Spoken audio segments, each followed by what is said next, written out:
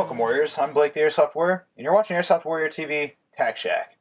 Today we're going to run over a few things that you need to do before you fire your upgraded Airsoft gearbox. The first thing you want to check is to make sure that the tappet plate spring is properly installed. You're just going to push on your air nozzle, and it should spring back into its normal position. That means the spring is properly installed, and it'll be able to cycle BBs correctly. Next thing you're going to do is take an Allen key. That'll fit down the air nozzle, and you're going to want to shove that in there.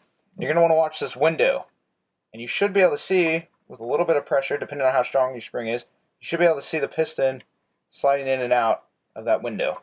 That means that your piston is properly installed inside the rails. If it's not, you'll get a lot of resistance, and it just isn't going to work well. I ended up ruining a piston one time because I didn't have it on the rails correctly.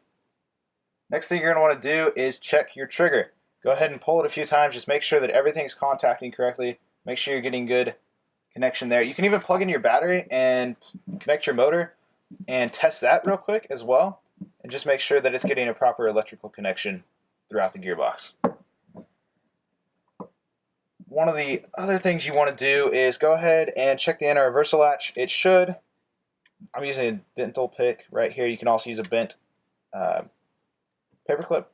Just simply pull on that. It should pull back and then spring back on to the bevel gear. Just make sure that's working properly. Otherwise, you can get some really nasty buzzing and humming sounds, and it's just not any good. And you can also, one of the last things you can do is check to make sure that your selector plate is working properly. Just slide it back and forth a few times. Check and make sure that the cutoff lever is moving inside and that the spring is installed in there properly. And then one of the last things you can also do is check your fuse box, make sure your fuse is still okay if you think there's any reason that it might not be.